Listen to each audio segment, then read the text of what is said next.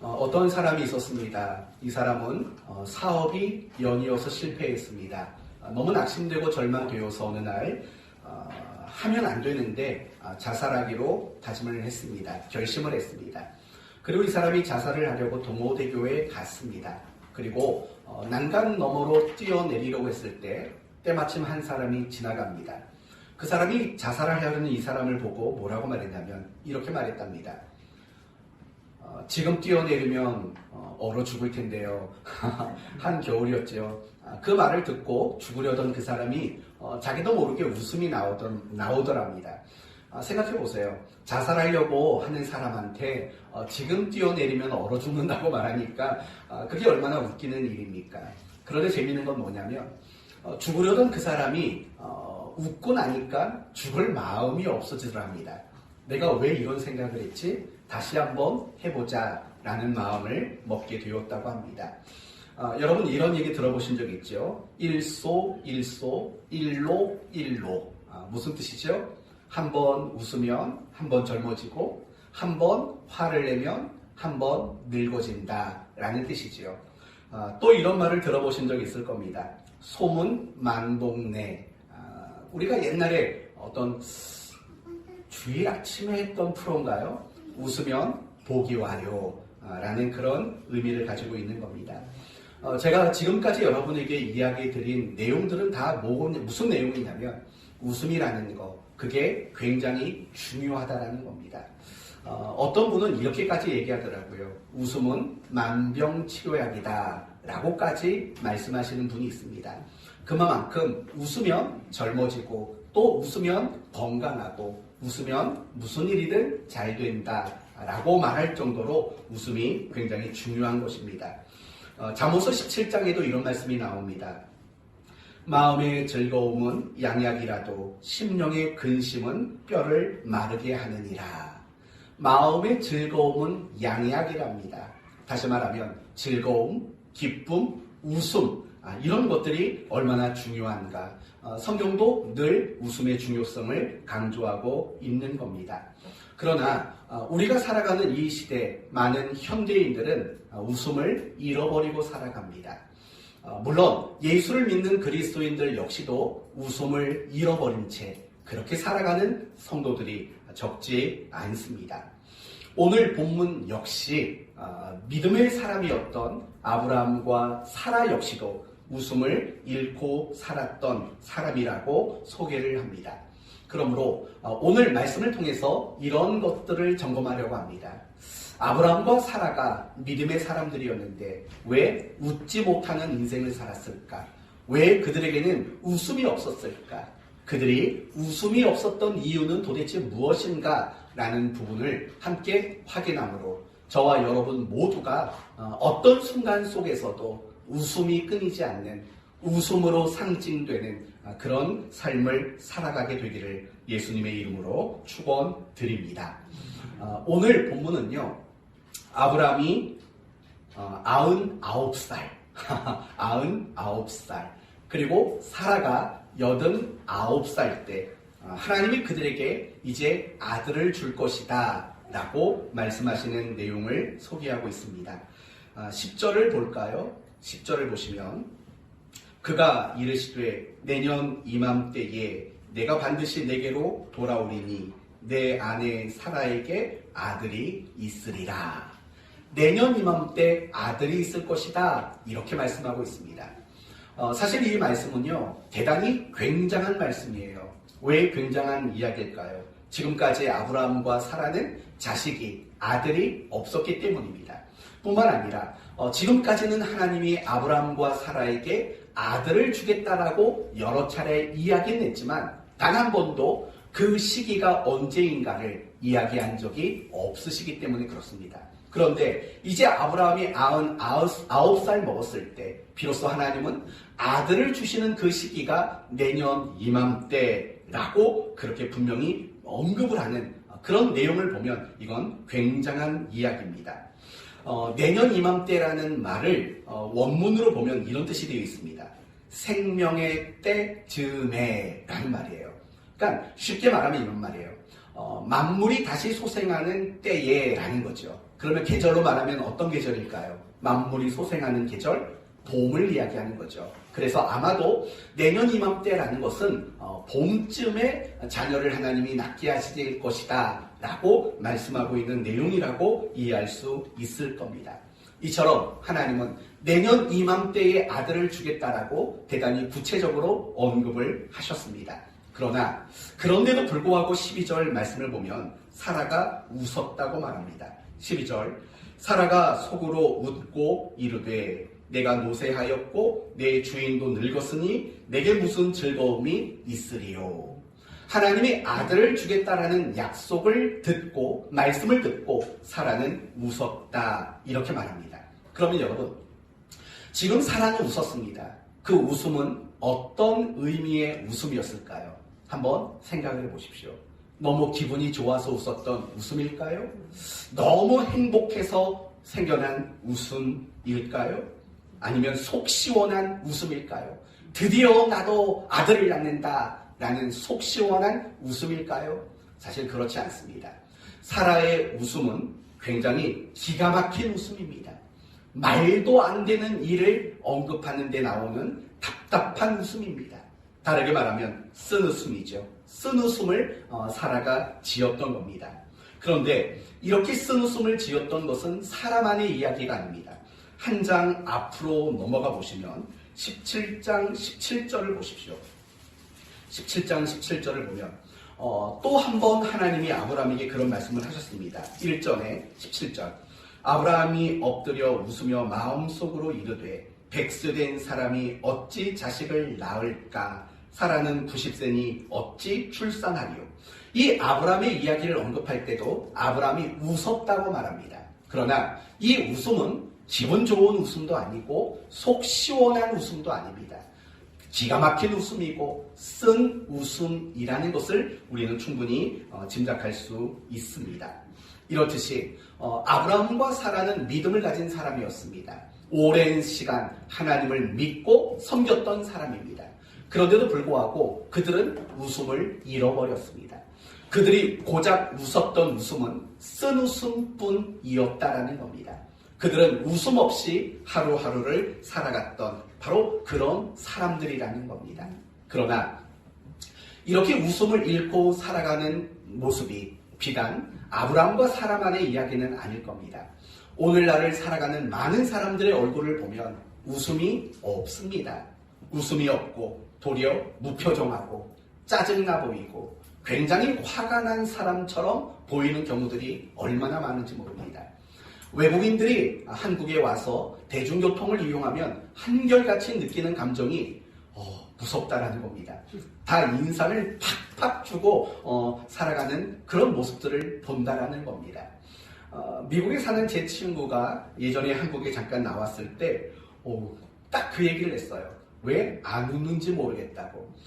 외국인들은 그렇다면서요. 뭐 대중교통 안에서도 눈빛이 마주치면 한 번씩 웃어주고 하는 웃음이라는 게 있다라는 거예요. 그런데 우리나라 사람들은 얼굴에 눈빛을 마주치면 대번에 눈빛부터 피한대요. 웃는 걸 모른대요. 그게 한국의 특징이라고 그렇게 이야기하는 것을 들어본 적이 있습니다. 사실 맞는 것 같아요. 많은 사람들의 모습을 보면은요, 얼굴에 표정이 없어요. 어떨 때 보면은요, 화가 난 사람처럼 보일 때도 굉장히 많아요. 그런데 그게 또 우리 신자들도 예외는 아니라는 거예요. 많은 신자들이 무표정해요. 제가 오늘 예배 시작하기 전에 한번 웃어보자고 했죠.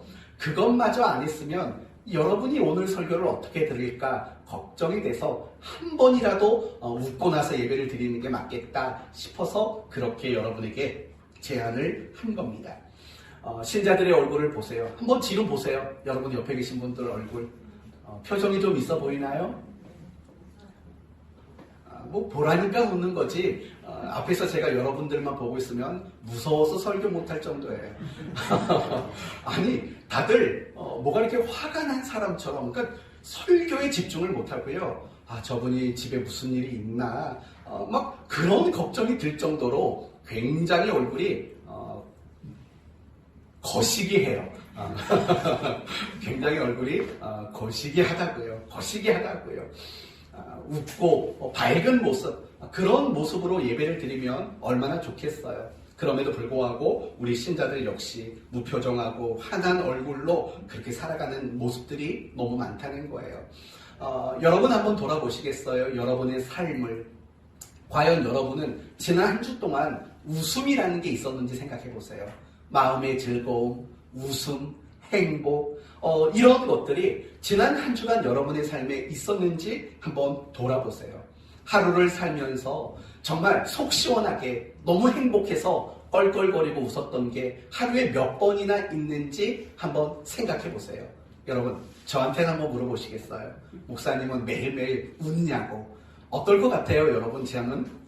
저희는 매일 웃어요. 얼마나 행복한지 몰라요.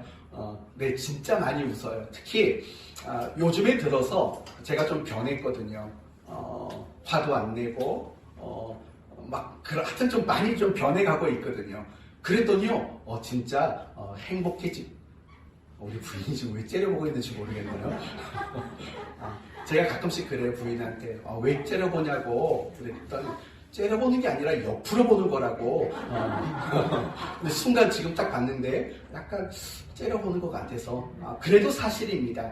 제가 많이 변해가고 있는 거예요. 기력이 빠지니까 사람이 변하는 건지 아무튼 되게 저는 행복해요. 웃는 일도 많고 그래요. 여러분은 어때요?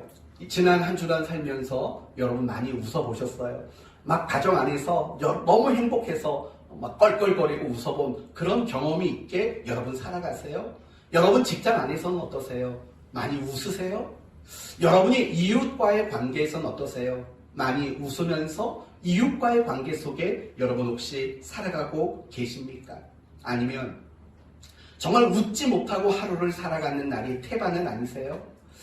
웃어도 코미디 프로그램이나 봐야 웃지 웃을 일이 없다고 생각하는 여러분은 혹시 안 계십니까? 저는 여러분 모두에게 웃음이 회복되었으면 좋겠습니다. 왜냐하면요, 하나님은 우리가 어둡고 그늘진 모습 그리고 무표정한 모습으로 살아가는 걸 원하지 않으셔요. 하나님은 우리 모두가 항상 웃음이 있는, 행복이 있는 그런 모습으로 우리가 살아가기를 하나님은 바라고 원하시는 분이기 때문에 그래요. 그래서 날마다 여러분의 모습 속에서 밝은 웃음, 정말 기분 좋은 웃음이 날마다 끊이지 않게 되기를 예수님의 이름으로 다시 한번 축원드립니다. 그렇다면 여러분, 아브라함과 사라는 왜 웃음을 잃어버렸을까요? 그들은 분명히 믿음을 가진 사람들이었잖아요. 하나님을 만난 경험도 있었고 하나님에 의해서 어떤 귀한 은혜도 많이 경험했던 사람들이라고요. 그럼에도 불구하고 그들의 모습에는, 적어도 오늘 본문의 그들의 모습에는 웃음이라는 것이 없다는 걸 보게 돼요. 고작 그들에게 나온 웃음은 허탈한 웃음이었고 쓴 웃음뿐이었다는 거죠. 그렇다면 그들의 웃음을 잃어버린 이유는 과연 뭘까? 이 부분을 한번 생각해 보려고 해요. 여러분이 아브라함과 사라가 웃음을 잃어버린 이유를 확인해 가면서 그게 내 모습 속에 그럴 만한 이유가 있는 건 아닌가 함께 더불어 점검되어지는 시간이 되었으면 좋겠습니다. 세 가지로 말씀을 드리겠습니다. 첫째는 현실 때문입니다. 뭐 때문이라고요? 현실 때문입니다. 분명히 아브라함과 사라를 보면 그들은 적어도 자식의 문제 앞에서는 웃을 만한 그런 현실이 아니었던 것이 분명합니다. 왜 그렇습니까? 하나님이 그들에게 자식을 주겠다고 약속한 지가 벌써 24년이 지났습니다. 24년이 지나도록 사실은 아무런 일도 일어나지 않은 겁니다. 저 역시 마찬가지입니다. 딸이 16년 만에, 결혼하고 16년 만에 나온 겁니다. 가만히 생각해 보니까 한 10여 년까지는 자식을 달라고 기도를 열심히 했던 것 같아요. 그런데 11, 2년 넘어간 다음부터는요, 그 기도가 줄어들기 시작하더라고요. 자식을 달라는 기도가 가끔씩 나오는 기도가 되더라고요. 한 10년까지는 참 간절히 기도했던 것 같은데 시간이 지나면 지나니까 이 간절한 마음도 없어지고 때로는 마음이 단련되어지는 마음도 사실은 많이 생기는 것 같다라는 그런 느낌을 받은 적이 있어요. 사실은 아브라함과 사라의 경우는 더 그렇지 않을까요? 그때 나이가 이미 75이고 65이었다고요. 그리고 그 나이에서 24년을 기다렸다고요. 그러니까 그런 오랜 기다림이 충분히 그들을 웃음을 잃어버리도록 만드는 이유가 될 것은 분명합니다. 더욱이 지금은 그들은 더 이상 아이를 낳을 수 없는 몸이 되고 말았기 때문에 그렇습니다. 여러분 11절을 보면 이런 말이 나와요. 아브라함과 사라는 나이가 많아 늙었고라는 말이 나와요. 여러분 이 늙었다라는 말이요. 그 다음에도 계속 나와요. 12절에도 사라가 속으로 웃고 이르되 내가 노쇠하였고 내 주인도 늙었으니라는 말이 나와요. 또 13절에도 여호와께서 아브라함에게 이르시되 사라가 왜 웃으며 이르기를 내가 늙었거늘. 지금 이 늙었다라는 말이 적어도 3번 이상 반복이 되는 것.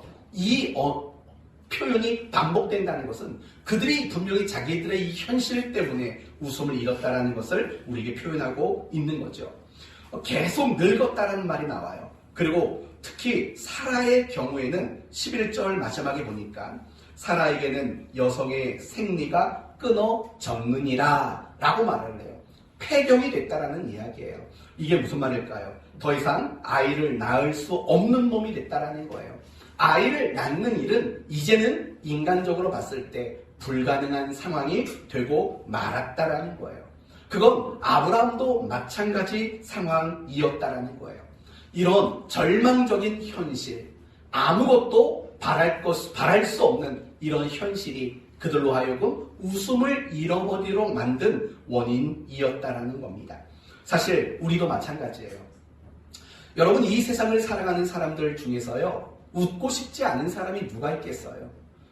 날마다 웃으며 살고 싶어 하죠. 모두가 다 그런 바람을 가져요. 그러나 웃음을 잃어버려 가는 이유는 내게 주어진 정말 절망스러운 그런 현실들 때문이라고 여겨질 때가 많아요. 가난이라는 현실, 어떤 몸의 질병이라는 현실, 또는 만족스럽지 않은 배우자라는 현실, 또 내 뜻대로 되지 않은, 철들지 않는 내 자식이라는 현실, 그거 말고도 사람과의 관계라는 현실, 또 막막한 미래라는 현실, 어릴 때 받았던 내 마음속에 지워지지 않고 응어리로 남아있는 상처라는 현실, 그거 말고도 다양한 현실들이 우리로 하여금 웃지 못한 인생을 살아가도록 만드는 것, 그것을 부정할 수는 없어요. 이게 바로 아브라함과 사라가 웃지 못했던, 웃음을 잃어버렸던 이유였던 거예요. 그런데 사실은 우리는 그리스도인이고 믿는 사람이에요. 단지 그들이 웃지 못했던 것을 아이를 낳을 수 없는 몸이라는 현실로만 정당화할 수는 없어요. 오늘 말씀을 조금만 더 자세히 보시면 그들이 정말 웃음을 잃어버렸던 이유가 현실 때문이 아니라는 걸 보게 돼요. 그러면 그들이 웃음을 잃을 수밖에 없었던 두 번째 이유는 뭘까요? 바로 믿음이 없었기 때문이라고 말하고 있어요. 오늘 본문을 보면 하나님이 아브라함과 사라에게 뭐라고 말하냐면 언제 아들을 주겠다고 말했죠? 내년 이쯤에 라고 말을 해요. 내년 이쯤에. 그러니까 앞으로 1년 뒤에 아들을 주겠다라고 분명히 말씀하신 거예요. 그 시간까지, 그 시기까지 정확히 언급을 해주셨다고요. 그렇다면 여러분 생각해봐요. 하나님이 그냥 무턱대고 주겠다고 하는 것도 아니고 정확히 내년 이쯤 만물이 소생하는 봄이 되면 그쯤에 아들을 낳을 것이라고 이야기를 해주셨다면 사실은 그 시간부터는, 그 순간부터는 웃음이 생겨나야 되지 않겠습니까? 그래요? 내년부터 내가 아빠가 되고 내가 엄마가 돼요? 내년에 자식을 갖게 돼요? 웃음이라는 게 회복되어야 마땅한 거죠. 그러나 분명히 하나님이 내년 이쯤에 아들을 주겠다고 말씀하셨고 약속하셨음에도 불구하고 아브라함과 사라는 여전히 웃음을 갖지 못했다는 거예요. 그 이유는 그 하나님의 말씀, 그 하나님의 약속을 믿지 못했기 때문이라는 거예요. 12절을 보면 사라가 속으로 웃고 이르되 내가 노쇠하였고 내 주인도 늙었으니 내가 무슨 즐거움이 있으리요 라고 말을 해요. 이 속마음을 가지고 있었던 사라를 하나님은 아시지요. 그리고 13절을 보면 하나님이 사라의 속마음을 이렇게 묘사해요. 여호와께서 아브라함에게 이르시되 사라가 왜 웃으며 이르기를 내가 늙었거늘 어떻게 아들을 낳으리오 하느냐. 무슨 말이에요? 아니 내가 내년에 아들을 낳게 해주겠다고 말했는데 왜 불가능하다고 생각하느냐. 왜 이 약속을 왜 믿지 못하느냐라고 말하고 있는 거예요. 그러므로 결국 우리가 배울 수 있는 것은 이거죠.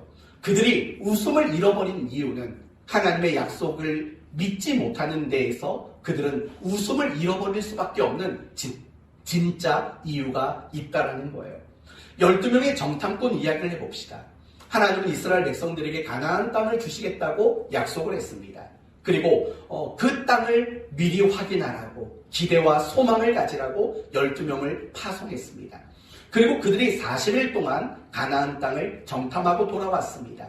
그리고 그들의 손에는 가나안 땅에서 가지고 온 굉장히 풍요롭고 탐스러운 열매들이 가득했습니다. 그런데 여러분, 이 12명 가운데 10명은 웃음이 없었어요. 도리어 그들의 모습에는 웃음이 아닌 울상으로 가득 차버린 모습이었다고요. 여러분 생각을 해보세요. 그들은 가나안 땅을 봤어요. 그 땅에서 자라나는 탐스러운 열매들을 가지고 왔어요. 그런데도 웃음이 없고 울상이었다고요. 그러면 왜 그 10명의 정탐꾼들은 울상일 수밖에 없었을까요?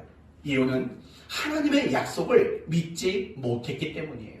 분명히 하나님은 그 땅을 주시겠다고 약속했다고요. 말씀해 주셨다고요. 그러나 그 말씀과 그 약속을 믿지 못하니까 아무리 좋은 땅을 보았지만 아무리 좋은 열매를 가지고 왔지만 그들에게는 웃음이 생겨날 수 없는 거예요. 왜냐하면 그 땅에 사는 사람과 싸워서 이길 만한 자신이 없었기 때문인 거죠. 결국 하나님의 약속과 하나님의 말씀을 믿지 못한 10명은 웃음을 잃어버리고 울상을 가지고 있는 모습으로 살 수밖에 없는 거죠. 그러나 여호수아와 갈렙은 달랐어요. 그들은 분명히 웃음 띤 얼굴로 돌아왔을 겁니다. 그 이유는 무엇일까요? 똑같은 곳을 보고 똑같은 시간 다녀왔던 거잖아요. 그러나 왜 10명은 울상이었고 왜 2명은 웃음 띤 얼굴이었을까요? 이유는 하나님의 약속을 이 두 사람이 믿었기 때문이라는 거예요. 여러분, 이것이 사실은 굉장히 중요한 거예요. 우리가 웃음을 잃고 살아가는 것, 표면적으로는 어떤 현실 때문이겠죠. 이런 현실, 저런 현실, 그런 것이 내 웃음을 잃어버리도록 만들었다고 우리는 생각할지 몰라요. 하지만 그렇지 않아요. 그것 때문에 우리가 웃지 못하는 게 아니라 하나님이 우리에게 주신 정말 많은 말씀들이 있잖아요. 많은 약속들이 있잖아요. 그것을 내가 분명히 믿지 못하기 때문에 우리는 웃음을 잃어버리고 날마다 울상을 지으며 그렇게 살아갈 수밖에 없는 인생일 수밖에 없다라는 거예요. 바로 이것이 오늘 우리가 스스로 고민해 봐야 할 문제라는 거예요. 오늘날 많은 신자들의 모습이 사실은 이 아브라함과 사라의 모습과 너무 비슷하다는 거예요. 오늘날 많은 신자들 분명히 믿음을 가지고 있어요. 신앙을 가지고 있어요. 그리고 하나님의 말씀을 안다고 말해요. 그러나 실상 그 하나님의 말씀을 제대로 믿지 못하고 약속을 믿지 못하는 그런 성도들이 얼마나 많은지 아세요? 여러분 이런 예화 들어본 적 있죠? 초등학생을 둔 어느 한 여집사님이 아이가 초등부 예배를 드리고 돌아오자 이렇게 물었답니다. 얘야, 오늘 교회에서 뭐 배웠니? 라고 물었답니다. 훌륭한 부모예요. 교회에서 자녀가 무슨 말씀을 배웠는지를 물어보는 부모는 훌륭한 부모예요. 반드시 그러셔야 돼요. 우리 아동부 예배를 드리면 여러분 집에 가셔서 아이들에게 물어봐야 돼요. 뭘 배웠니? 뭘 생각했니? 여러분 믿음의 부모가 자식이 교회에서 뭘 배웠는지도 묻지 않는다면 굉장히 무책임한 부모예요. 반드시 물어야 돼요. 이 부모도 엄마도 묻는 거예요. 교회 가서 뭐 배웠니? 그랬더니 이 초등학생 아들내미가 이렇게 대답을 했대요. 오늘이요 여호수아와 그 군대가 여리고성을 무너뜨리는 걸 배웠어요 라고 대답을 했답니다. 그러니까 이 엄마가 조금만 더 구체적으로 얘기해 줄 수 있겠니? 굉장히 훌륭한 사람이에요. 신앙적인 대화를 시도하잖아요. 여러분도 자녀들과 함께 늘 신앙적인 대화를 시도하셔야 돼요. 한번 스스로 생각해봐요. 부모 여러분. 여러분은 여러분의 자녀와 신앙적인 대화를 시도하고 있는지 한번 생각해 보세요. 그건 굉장히 중요한 양육이고 신앙 교육이 돼요. 항상 신앙적인 대화를 주고받을 수 있는 부모와 자식이 되어야 돼요. 이 초등학생 아들내미가 이렇게 대답을 했어요. 여호수아가요, 이스라엘 군대에게 폭발물을 가지고 하루에 한 바퀴씩 돌면서 폭탄물 하나하나씩 기둥에 설치를 하라고 그랬고요. 7번째 되는 날 큰 소리를 외치면 그 폭탄물을 폭파시키라고. 그래서 나중에는 여리고성이 무너졌다고 이렇게 대답을 한 거예요. 아멘이시죠? 뭐가 아멘이에요? 말도 안 되는 얘기죠. 여호수아가 여리고성에 어떻게 폭탄을 설치해서 무너뜨렸겠어요. 근데 그 아들내미가 그렇게 얘기를 한 거예요. 여집사님은 깜짝 놀란 거예요. 그래서 묻는 거죠. 정말 교회에서 그렇게 가르쳤어? 이렇게 물은 거예요. 그랬더니 그 아들이 이렇게 대답을 했다고 합니다. 아니요. 사실대로 말하면 엄마가 못 믿을까봐 엄마가 못 믿을까봐 일부러 그렇게 말했어요. 라고 대답을 했다고 합니다. 여러분, 이 이야기가 우리에게 주는 교훈이 뭘까요? 그런 거죠. 이미 말한 대로 많은 그리스도인들이 말씀을 알고 성경을 알고 또 하나님이 우리에게 주신 약속을 안다고 말하지만 실상은 믿지 못하는 그런 성도들이 너무나도 많이 있다라는 거예요. 성경은 성경 얘기고 그게 내 삶에는 아무런 상관이 없는 무관한 것으로 취급하는 그런 성도들이 많이 있다라는 거예요. 그래서 웃음이 없는 거예요. 성경을 많이 안다고 웃음이 생기는 거 아니에요. 정말 성경을 안다면 그 성경에 대한 분명한 믿음을 가져야 우리는 다시금 웃음이 회복되어질 수 있다라는 거예요. 성도 여러분, 여러분의 삶에 웃음이 없는 이유가 뭔지 아세요? 현실 때문만은 아니에요. 분명히 현실 때문이 아니라 여러분이 지금까지 배운 하나님의 말씀에 대한 약속에 대한 분명한 믿음이 없이 살아가기 때문에 여러분에게는 웃음이 없는 거예요. 한번 생각해 보시겠어요? 하나님은 여러분을 사랑하셔요. 하나님은 여러분의 아버지시고 여러분의 인생의 선한 목자가 되셔요. 믿으시나요? 그러면 웃지 못할 순간이 어디 있겠어요? 하나님이 나를 사랑하시는데, 하나님이 나의 아버지신데, 그리고 하나님이 나의 목자 되시는데 내가 웃지 못할 이유가 과연 뭐가 있을까요? 하나님이 여러분이 어떤 현실을 마주하고 있든지 간에 그 현실 가운데 하나님은 함께 하시고 여러분을 인도하시고 간섭하시고 여러분을 지키시고 여러분을 책임져 주시는 하나님이세요. 믿으세요? 그러면 웃지 못할 이유가 뭐가 있겠어요? 하나님은 내가 어떤 순간을 겪어도 그 모든 일들을 합력하여 선을 이루시는 분이세요. 믿으시나요? 그러면 웃지 못할 이유가 뭐가 있겠어요?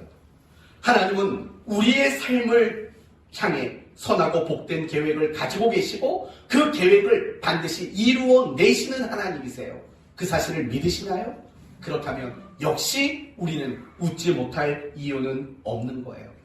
분명히 하나님이 나의 아버지시다, 목자시다, 나를 사랑하신다, 내 현실이 어떠하든 나와 함께 하시고 나를 인도하시고 나를 간섭하시고 나를 책임져 주시고 내가 겪는 모든 것을 합력하여 선을 이루시고 나를 향한 선하고 복된 계획을 이루시는 하나님이라는 것에 대한 분명한 믿음이 있다면 사실은 우리는 어떤 순간 속에서도 웃지 못할 그런 사람이 될 수 없다는 거예요.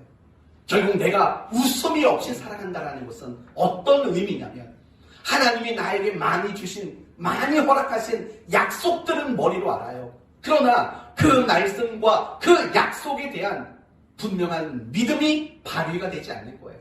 그 믿음이 없기 때문에 우리는 매일매일의 삶 속에서 웃음을 잃어버린 채 우리는 그렇게 살아갈 수밖에 없다는 거예요. 여러분 다시 웃음을 되찾고 싶으세요? 다시 여러분의 마음이 평안하기를 원하세요? 다시 여러분이 행복한 인생을 매일매일 누리며 살기를 바라세요? 그렇다면 하나님이 우리에게 주신 말씀을 믿으셔야 돼요. 하나님이 우리에게 허락하신 그 많은 복된 약속들 믿는 믿음을 가지셔야 된다고요. 그래서 여러분은 믿음을 달라고 기도하셔야 돼요. 믿음을 주시옵소서. 믿음을 주시옵소서. 예수님께서도 제자들을 향해서 뭐라고 말했나요? 너희의 믿음이 떨어지지 않기를 내가 구하였노라 라고 말한다고요. 그게 굉장히 중요한 거예요. 우리 그리스도인들이 이 세상을 살아가는 가운데, 인생을 살아가는 가운데 믿음을 발휘하지 못하는 것 정말 안타까운 일이고 그리스도인답게 살아갈 수 없는 결정적인 이유일 수밖에 없는 거예요. 사랑하는 성도 여러분, 믿음을 갖게 되기를 바랍니다. 그리고 매일마다 여러분의 기도 제목 속에서 하나님, 오늘은 허리가 아프네요. 허리 좀 고쳐주십시오. 이런 기도도 괜찮지만 진짜 중요한 건 여러분이 매일마다 기도할 거 믿음이 떨어지지 않기를 원합니다. 하나님, 나에게 더 나은 믿음을 갖게 해달라고 여러분 이거 기도하셔야 돼요. 여러분이 그래서 믿음을 가지게 된다면 여러분이 식어졌던 믿음들이 다시 뜨거워지게 된다면 여러분의 웃음 잃어버린 얼굴 속에서 다시 웃음이 나오게 될 것입니다. 그러면 여러분에게 묻습니다. 여러분은 하나님의 말씀과 약속을 믿고 그렇게 살아가십니까? 잘 모르시겠어요? 확인할 수 있는 방법을 알려드릴게요. 첫 번째는 이미 말한 대로 웃음이 있는 삶을 사는가, 이걸 보면 알겠죠. 왜요? 믿음을 가지고 살아가면 날마다 웃음 가운데 살 수 있기 때문이죠.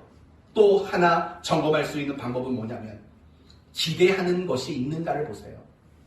더 정확히 말하면 내가 하나님께 대하여 하나님을 향해서 내가 기대하고 있는 것이 있는가, 이 마음이 있는가, 이걸 여러분이 점검해 보셔야 돼요. 여러분 스스로 확인해 보셔야 돼요. 이거는 나는 지난 한 주간 하나님을 향해 무엇인가를 기대하는 것이 있었는가, 이걸 생각해 보셔야 돼요. 만약에 내가 하나님을 향해 기대하는 것이 있었다면 여러분은 믿음을 가지고 있는 거예요. 그러나 여러분이 아무리 신자라는 명분을 가지고 있어도 한 주간을 살면서 내가 하나님을 향해서 기대하고 있는 것이 없었다면 사실은 여러분은 믿음을 가지고 살았다라고 말할 수가 없는 거예요. 왠지 아세요? 믿음은 반드시 확신과 신념에 머무르지 않거든요. 우리가 하나님을 믿는 그 믿음은 반드시 우리에게 무엇을 창출해내냐면 기대하는 것을 창출해내게 돼 있어요.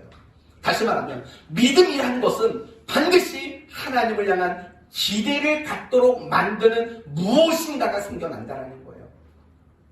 결국 믿음이 뭐냐면 기대하는 거예요. 믿음은 하나님을 향해서 기대하는 거라고요. 그게 믿음이라고요. 정말 내가 하나님 앞에 기대하는 것이 많다면 저는 여러분의 믿음이 좋다고 생각해요. 그러나 여러분이 교회는 다니고 예배는 나오지만 하나님께 기대하는 것, 하나님으로 인해서 기대되는 것이 없다면 그건 이미 여러분은 믿음을 놓치고 살아가는 것과 다르지 않다라는 거예요. 마태복음 9장을 보시면 두 명의 맹인이 예수님을 찾아오는 장면이 소개가 돼요. 두 명의 맹인이 예수님께 이렇게 말합니다. 다윗의 자손이여 우리를 불쌍히 여기소서. 그러자 예수님이 그들에게 이렇게 말합니다. 내가 능히 이 일을 할 줄을 믿느냐라고 말해요. 무슨 말이에요? 너희 눈을 뜨게 해줄 것이라고 믿느냐라는 거예요. 그러자 그들은 이렇게 대답합니다. 예, 믿습니다. 그러자 예수님이 그들에게 너희 믿음대로 되라 라고 말씀을 하셨다고요. 여러분, 이 두 명의 맹인은 믿음을 가지고 있었어요. 그 믿음이 어떻게 증거되어졌는가를 보세요. 먼저는 예수님께 나와서 예수님께 호소를 해요. 도와달라고 호소를 한다고요.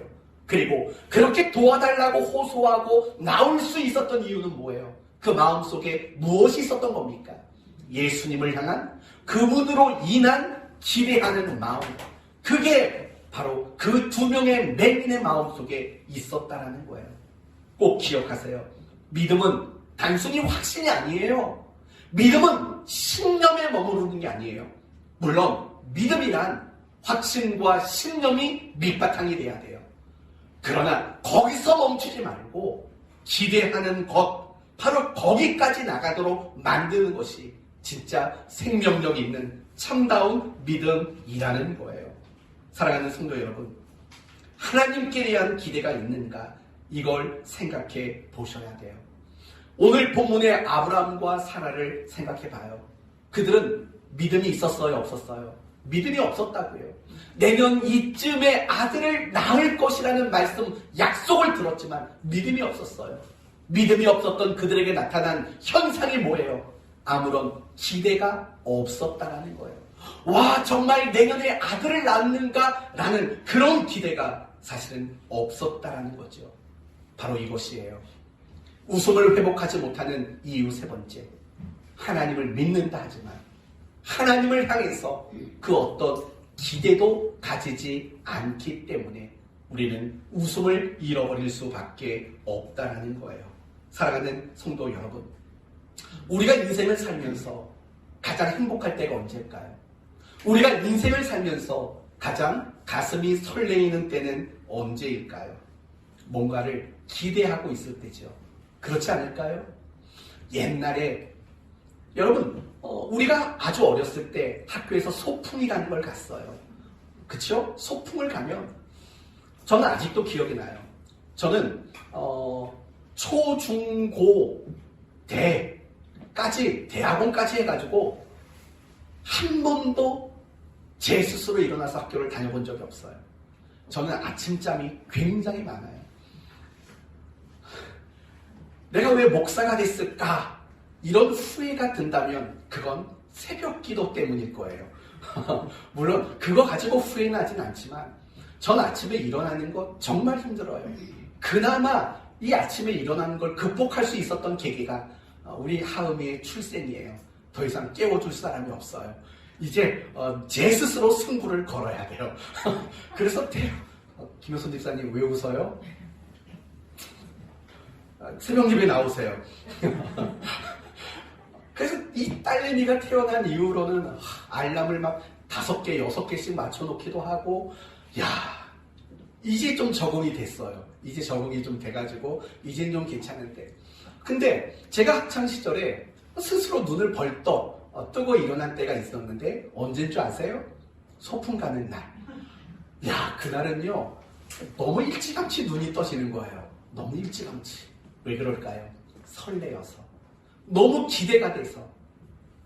정말 그러니까 막 앞소풍이라는 거에 대한 기대감이 있으니까요. 눈도 알아서 떠져요. 얼마나 행복하고 얼마나 기분이 좋은지 몰라요. 또 뭐가 있을까요? 소개팅. 저는 소개팅 같은 거 딱 한 번 해봤어요. 그냥 알아서 다가와서 저한테 프로포즈를 하니까 저는 제가 소개팅할 이유가 없었거든요. 학창 시절에. 진짜예요. 교회에서 얼마나 인기가 좋았는데요. 이건 어떻게 설명할 수도 없고, 네. 그들에게 받은 편지를 보여줄 수도 없죠. 제 아내와 결혼할 때 다 소각했으니까. 아무튼 이 소개팅을 딱 한 번 했는데, 이건 넘어갈게요. 넘어가고 그 다음에 또 뭐가 있을까요? 여행이죠. 여행. 우리가 여행을 앞두면은요, 굉장히 행복해요. 설레요. 왜요? 기대감이 있기 때문에 그런 거예요. 내가 결혼을 앞두고 얼마나 행복했어요. 왜냐하면 기대가 있었어요. 여러분이 자식이 뱃속에 생겼을 때 얼마나 행복했어요? 기억나시죠? 참 행복했어요. 기대가 돼서. 여러분의 자식이 세상에서 여러분과 처음 마주했던 그날 얼마나 행복했어요. 여러분, 그런 기대하는 마음이 사실은 우리를 굉장히 행복하고 설레게 만들어요. 제가 일전에 말했죠. 제 잘 아는 목사님이 만날 때마다 1,000원짜리 로또 한 장씩 줘요. 얼마 전에 그 목사님 집을 방문했는데 보니까 뭐 로또 1등 당첨 몇 회, 그게 그 집 근처에 있더라고요. 아마 거기서 사오신 건지 모르겠는데 이 로또를 한 장씩 줘요. 그래서 일단 기분 좋게 받죠. 근데 이거 왜 사셨어요? 그랬더니 그런 얘기예요. 이걸 사면은요 한 주간이 설레인데요. 이태규 집사님 안 그랬어요? 안 사보셨어요? 네. 아무튼 그분은 그래요. 그걸 사고 이렇게 지갑에 넣고 다니면은요, 계속 생각이 난대요. 역시 1등에 당첨되면, 이거 갖고 뭐 할까? 막 이런 생각을 하니까, 집을 살까? 아니면 차를 바꿀까? 뭐, 내가 사고 싶었던 뭐 핸드폰을 바꿀까? 이런 생각을 하니까, 뭐 되게 설레인데요. 그런 기대감이 있으면 사람이 그래요. 저는 그거 받았잖아요. 저도 지갑에 넣고 다닌다고요. 그러면 진짜 신기한 거는요.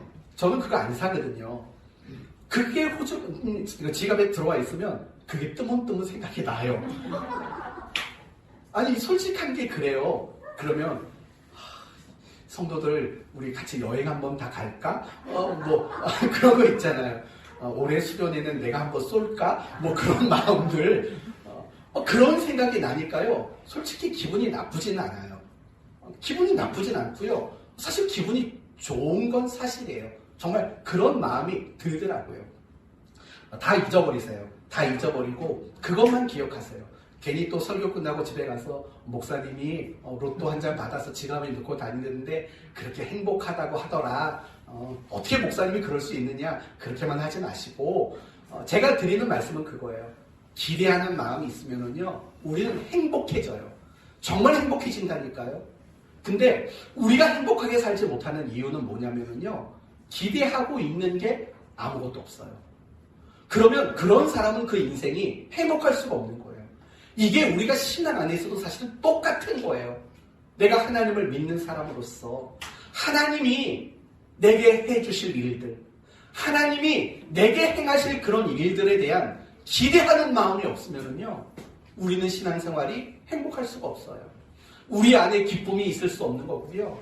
우리가 웃으면서 웃음 있는 그리스도인의 삶을 사실은 살아갈 수가 없게 된다는 거예요.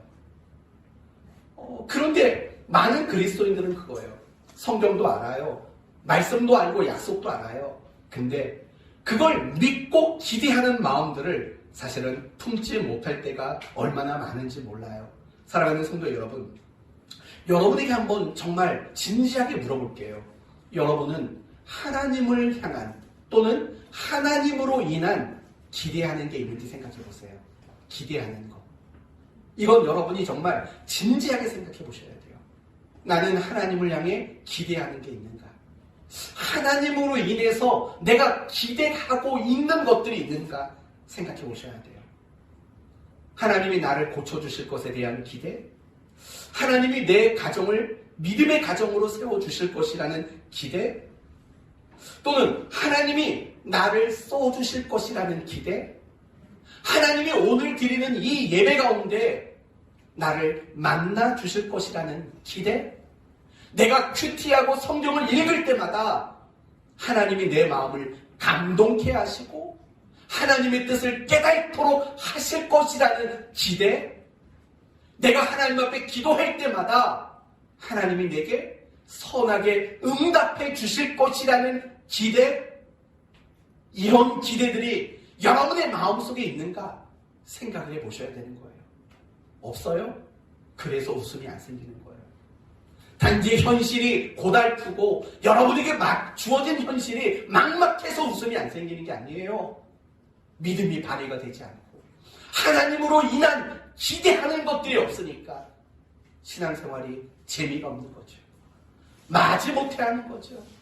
안 하면 혹시 죽어서 지옥 갈까봐 걱정되는 마음으로 그래서 신앙생활하는 거죠. 다시 한번 진지하게 생각해봐요. 여러분이 손가락을 접어가 보세요. 내가 하나님께 기대하고 있는 거 있는가? 이 5 손가락이라도 나는 기대하는 것들을 접어낼 수 있는가? 한번 생각해 볼 필요가 분명히 있다라는 거예요. 하나도 없다면, 기대하는 게 거의 없다면 미안하지만 여러분은 믿음으로 살고 있는 게 아니거든요. 정말 믿음으로 산다면 우리 안에는 하나님으로 인한 기대가 굉장히 많아지거든요. 우리 구사모님이 자주 하는 얘기가 하나님이 잘해주실 거예요. 하나님이 만들어주실 거예요. 전 그 얘기 들으면서 한편으로는 굉장히 기쁘다고요. 기대가 있는 거잖아요. 기대가 있어야 돼요. 기대가. 여러분이 신앙생활 속에 정말 기쁨과 감사와 열정이 있는, 그리고 올해 우리 교회 표처럼 정말 사모하는 마음, 간절한 마음, 정말 이런 마음들을 가지기를 원한다면 우리는 기대하는 것들이 갈수록 많아져야 되는 거예요. 믿음이란 우리를 기대하도록 만드는 거예요. 내가 지금 절박한 현실에 놓여 있어도, 내가 지금 막막한 상황에 있어도 믿음이란 기대하게 되는 거예요. 하나님은 그분이 나를, 이런 기대가 있게 되는 거죠. 믿음은 우리를 기대하게 만들어요. 그 기대하는 마음이 우리를 비로소 웃는 사람이 될 수 있도록, 행복한 사람이 될 수 있도록 그렇게 만들어주는 거예요. 사랑하는 성도 여러분, 저는 여러분 모두가 많은 것들을 기대했으면 좋겠어요. 정말 더 많은 것, 더 큰 것, 그런 것들을 여러분 기대하셨으면 좋겠어요. 올해 내 믿음이 정말 성장할 거야 라는 기대, 정말 올 한 해 내가 기도하는 것을 즐거워하는 사람이 될 거야 라는 기대, 내가 하나님의 말씀을 읽을 때마다 막 내 마음이 뜨거워지고 눈물이 주르르 흐르는 이런 은혜가 있을 거야 라는 기대, 내가 교회를 위해 봉사하고 섬기는 걸 통해서 하나님은 우리 교회를 부흥케 하실 거야 라는 기대하는 마음, 이 마음을 가지셔야 돼요. 그러면 사모함과 간절함과 웃음과 행복이 넘쳐나는 여러분이 되게 될 줄로 믿습니다. 여러분, 옆에 계신 분들에게 이렇게 말해보세요. 많이 기대하세요. 크게 기대하세요. 한번 얘기해보세요.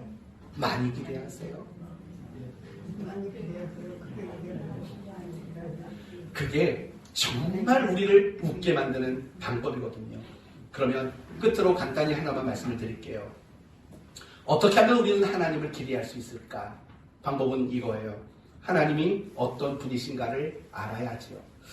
오늘 본문 14절을 보시면 하나님이 어떤 분이신가를 명확하게 말하고 있어요. 뭐라고 말하냐면 여호와께 능하지 못한 일이 있겠느냐라는 거예요. 여호와께 능하지 못한 일이 있겠느냐. 이게 히브리어 원문을 직역하면 이런 뜻이에요. 어떤 일이 여호와께 경이로울 수 있겠느냐. 여러분, 경이롭다는 말은 뭐예요? 기적을 말하는 거잖아요. 쉽게 말하면 이거예요. 어떤 일이 여호와께 기적이라고 말할 수 있겠느냐라는 말이에요. 이게 우리 식대로 말하면 이런 거죠. 하나님에게, 그러니까 우리 인간에게는 기적이라고 보여지는 것들이 하나님에게는 그저 평범한 일이고 그저 아무것도 아닌 일이라는 거예요. 누워서 떡 먹기. 제가 우리 딸한테 그 말 한마디 했다가 한 번 혼났어요. 야, 이 일은 아빠는 누워서 떡 먹기야. 그랬더니 뭐라고 말하는지 아세요? 아빠, 누워서 떡 먹으면 목에 걸려요. 그래서 더 이상 그런 말을 안 해요. 누워서 떡 먹기. 하나님은 그렇다고요. 우리가 보기에는 우와, 어떻게 저런 일이 라고 생각되는 일들이 사실은 하나님한테는 아무것도 아닌 일이라고요. 그게 바로 오늘 본문 여호와께 능하지 못할 일이 있겠느냐라는 말의 원문의 뜻이라는 거예요. 하나님은 능력과 권세가 무한하신 분이에요. 불가능한 것도 가능하게 하시는 분이에요. 아니요, 하나님에게는 불가능이 없는 분이에요. 이거를 영어식으로 표현하면 이렇게 말할 수 있겠죠. 하나님은 원더이신 분이에요. 원더. 하나님은 원더이신 분, 경이로우신 분, 놀라우신 분, 상상을 초월하시는 분, 하나님은 그런 분이시죠. 그래서 우리가 성경을 읽어보면 우리가 하나님의 어떤 하나님을 만나게 되냐면 원더이신 하나님을 만나게 될 때가 굉장히 많죠. 천지를 창조하신 사건, 애굽의 10가지 재앙을 내리신 사건, 태양을 멈춘 사건, 광야에서 만나와 메추라기, 그리고 반석에서 물을 주신 사건, 오병이어의 사건, 이 모든 사건들이 하나님은 원더이신 분이라는 것을 표명해주는 사건들 아니겠어요? 그리고 뿐만 아니라 우리가 성경을 보면 하나님의 그 원더로 인해서 날마다 원더풀을 외쳤던 사람들의 이야기가 너무나도 많이 있어요. 창세기 21장에 아브라함과 사라를 보세요.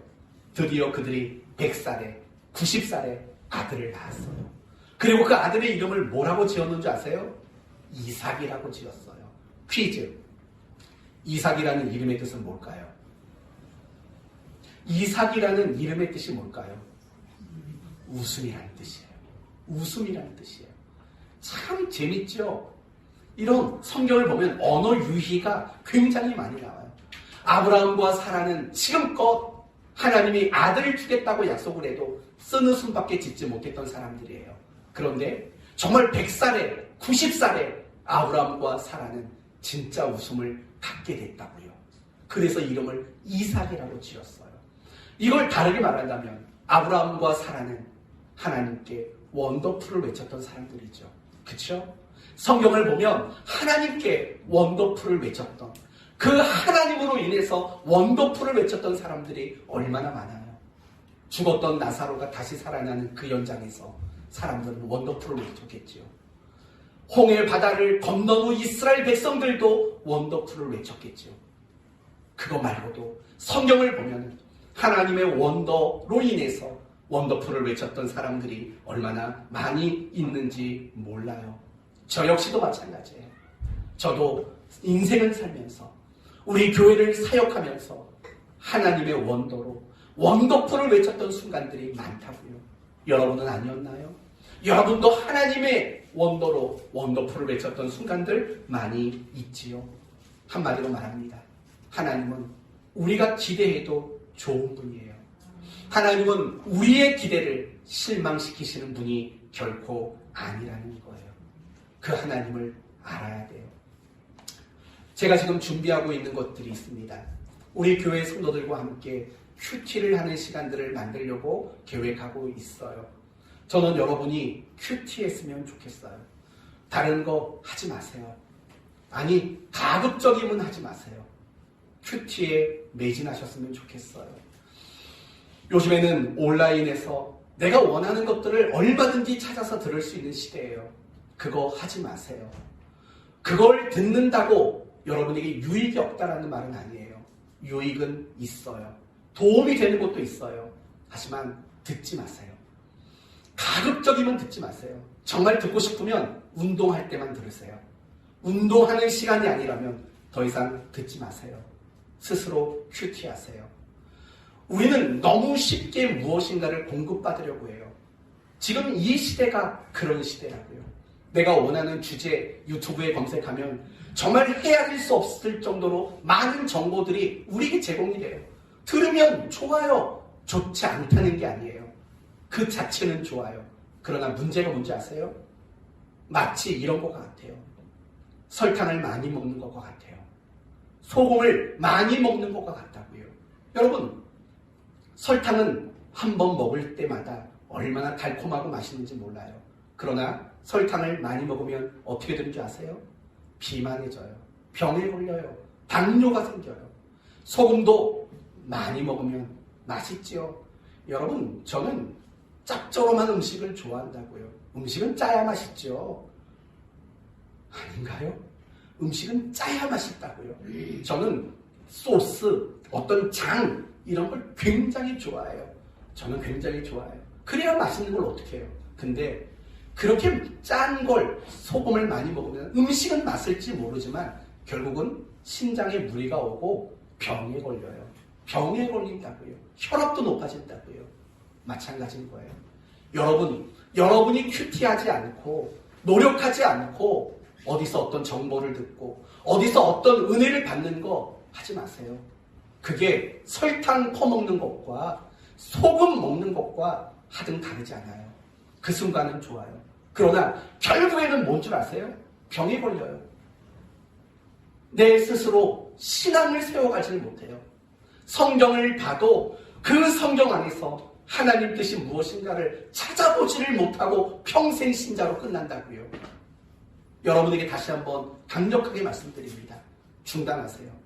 여러분이 운동할 때는 운동하면서 듣는 거 괜찮아요. 저도 그렇게 했어요. 그러나 그렇지 않다면 스스로 성경을 펴세요. 그리고 스스로 성경을 큐티하세요. 몰라도 괜찮아요. 하세요. 하다 보면 알아가게 돼요. 했는데 몰라서 못해서 안 한다면 무책임한 거예요. 마치 이런 것과 같죠. 학교 다니는 학생이 문제를 풀었는데 문제가 어려워서 못 풀었어요. 그래서 안 하겠다고 말하는 것과 뭐가 달라요? 조금만 더 상식적으로 생각하세요. 모르는 거 당연하죠. 지금까지 큐티해 본 적 없으니까. 지금까지 말씀을 놓고 씨름해 본 적 없으니까. 그러니까 큐티 어려운 거 당연한 거죠.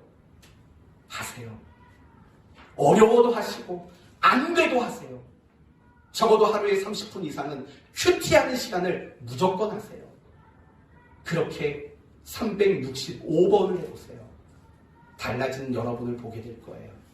여러분이 하나님이 어떤 분인가를 큐티하시고 적용하시고 실천을 통해 경험하게 되셔서 그런 하나님을 알게 될 때 여러분은 기대하는 것들이 생겨나게 된다고요. 우리가 어떤 방송이나 어떤 그런 유튜브를 통해서 듣게 되면 우리가 하는 기대는 그거밖에 없어요. 나도 저 사람처럼. 그 기대밖에 없다고요.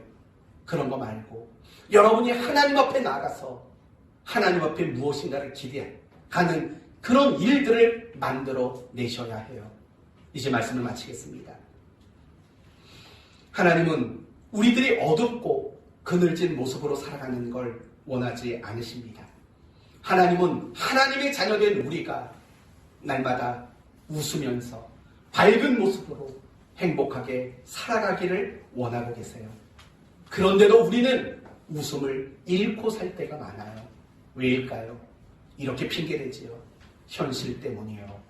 그러나 진짜 이유는 하나님의 말씀과 약속을 믿지 못하기 때문이지요. 그리고 그 믿음이 없으니까 하나님을 향해서 기대하는 것들이 생겨나지 않기 때문입니다. 그래서 우리는 웃음을 잃어버린 채 그렇게 살아갈 수밖에 없습니다. 사랑하는 성도 여러분, 하나님을 믿으세요. 그리고 그 하나님께 많은 걸 기대하세요. 그 하나님은 원더의 하나님이에요.